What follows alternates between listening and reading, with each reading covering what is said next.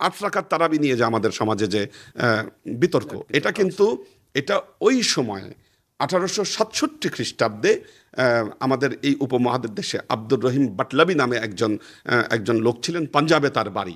তিনি সর্বপ্রথম ফতোয়া দেন যে এখানে তারাবি হচ্ছে 8 রাকাত, কিন্তু মক্কা মদিনায় কোথাও কিন্তু 8 রাকাত তারাবির প্রচলন ছিল না। আমাদের ভারতবর্ষ থেকে হয়েছে 8 রাকাত তারাবির প্রচলন। অর্থাৎ আমরা স্পষ্টভাবে যদি ইতিহাস পর্যালোচনা করি, আমরা বুঝতে পারবো যে ব্রিটিশদের মানে প্রত্যক্ষ এবং পরোক্ষ মদদে ওই সময় থেকে মুসলমানদের মধ্যে বিভিন্ন বিশৃঙ্খলা তৈরি হয়। এবং মজার ব্যাপার হলো, ফার্সি ভাষায় শিয়া এবং সুন্নি মতবাদের একে অপরকে ব্লেম করে, গালাগালি করে অসংখ্য কিতাব রচিত হয়েছে, সব এই ব্রিটিশ আমলে। এই 1857 সালের পরে আলেম ওলামারা, তখন কি হয়েছে তাদের মধ্যে আল্লাহ ভালো জানেন, তারা বিভিন্ন কিতাব লিখতে শুরু করেন।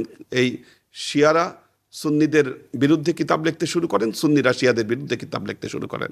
অর্থাৎ আমরা বুঝতে পারি যে আমাদের ধর্মীয় সম্প্রীতি নষ্ট করবার জন্য সুপরিকল্পিতভাবে সে সময় থেকেই মুসলমানদের মধ্যে এই সর্বপ্রথম যে আগ্রাসন চালানো হয়েছে, এটি হলো কালচারাল আগ্রাসন। আর এই কালচারাল আগ্রাসনের যে ঢেউ, এই ঢেউয়ে আমাদের শবে বরাত বলেন বা অন্যান্য উৎসব বলেন, অনেকটাই আজকের দিনে ফিকে হয়ে গেছে।